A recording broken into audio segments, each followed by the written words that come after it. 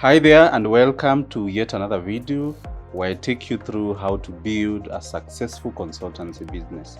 In today's video, we are going to look at how can you build trust with clients. And this is very important for the reason being, when it comes to consultancy, unlike the other businesses, especially product businesses, where your customer can be able to feel a product, they can be able to touch, they can look at the specification. It's not the same when it comes to consultancy. Here you are selling your expertise, you are selling your service. And so what differentiates you from one consultant to another, it's all about the relationship that you have with your client. And this relationship, the starting point is the trust that you have with your client. Now, I have been a consultant for the last 12 years, and I'll tell you that one of the key to success is you getting repeat business from your existing clients, because you don't want to be serving one client today, you get to look for another. It can be a very tiring process. So if you can be able to find one client, you do a very good job and you retain them, and these clients keep even referring business to you, then I would say you really find consultancy being sort of an easy business. So it's very important for you to build trust with your clients. And in today's video, I'll take you through 5 things that I've practiced when it comes to building trust with my clients. As you know, I run a successful HR consultancy firm, and this is what I've learned in the last 12 years. So what are these pointers? How can you go about building trust with the existing clients? Or even if you're starting, if you don't have clients and you only maybe have one, how do you go about it? So number one, the starting point is for you to be transparent. And what do I mean by transparent? You always meet clients, and sometimes clients you ask you to offer a service that you don't have the expertise in, or a service that really does not excite you. A good example is here at Corporate Staffing Services, the consultancy business that I run. Sometimes clients will come and ask us about a HR issue. I remember we had one just some 3 weeks back. They were asking us about job grading exercise, and they were even willing to pay well. But this is not an area that we are very excited about, and it's not an area that we've serviced many clients. And so what happened, we ended up declining the job and recommending another consultant, because we felt we are not in a position to really give our best. So for us, if a client is looking for performance management, they're looking for recruitment, they're looking for training, that's an area that we've really perfected. It's an area that we are really good at. So I've really learned, instead of taking a job, you don't do a good job at it, and so you end up messing the relationship. It always pays for you to be transparent. Let the client know this is your level of expertise. This is what you do well. Having been transparent, then the next step is learn to keep your word. What does it mean? So remember, whenever the relationship is new, when we meet client, we sign the contract, and maybe the client has even paid you a deposit, then it's your responsibility to keep your word. So if you say you're going to do this job within a month, please make sure you do it within a month.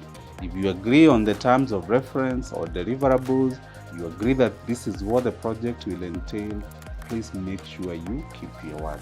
And when you keep your word, automatically the client will trust you. Think about even our personal life. If someone comes and asks you for, a quick soft loan of 5,000, and they tell you, I'll return this money by Sunday, and by Friday, if they've returned this money by Friday, you look at them differently. And next time they come and they ask you for money, guess what? You not hesitate. Now look at the opposite, where someone comes to you and tells you, I'll give you this money back on Sunday, and by Monday it's you who's having to call and remind them that they owed you something. I'm sure when they come back, you're not going to be part with your money as you did last time. So it's very important for you to keep your word. The other bit in terms of building trust with your client is to always communicate. Now this is tied to you being transparent and even keeping your word. Why? Because I've learned in consultancy that things don't always work out the way we've planned them. So a good example is what I was telling you. If you've agreed that this project is going to take a month, there might be factors that may prevent you from being able to deliver within the stipulated time. But if you've kept your client in the know, they know that these are the challenges that you are facing, and this is what you're going to do, you're doing about it, because you've been communicating. So it means even if now the project escalates by another 1 week or 2 weeks, the client will not be mad with you. So again, here at Corporate Staffing Services, whenever we get a new client, we allocate to them an account manager. So an account manager is the go-between the client and the organization, and whatever happens, this account manager is the one who keeps the client updated on what we are doing, either their challenges, obstacles, and what we are doing about it. And that way then the client knows, okay, these people have my best interest at heart. And even if things are not working as smoothly, at least I am in the know. So that communication is very, very important. And if you've done the basics, then what else can you do to be able to build trust with your client? My other advice to you is exceed expectations. So the minute you go over and beyond what someone expects of you, they look at you differently. And remember the example I gave of someone who owes you 5,000, you had agreed they'll return the money on Sunday, but they do it on Friday. What they've done is they've exceeded your expectation. And so that is what will make you be generous next time they come to you. So same case with your consultants. If someone has come, for example, for us in HR, they only want you to do recruitment, and then you go to the organization and you see there's a gap in training and you offer a free customer service training, that client will look at you and say, wow, this person is not just interested with the money that you're giving them. They also want me to succeed. They're also looking at giving their best. That way you'll have exceeded the expectation. And guess what will happen in the mind of the client? They'll trust you some more, and next time they have business, whether recruitment or training, they'll consider you. And on to my last point is endeavor to surprise your client now and then. So surprise could be at a personal level, where if it's a birthday, it's a special day, you recognize them, you know. Or it could be professional in the sense that once in a while you send them something educative, something to do with their business.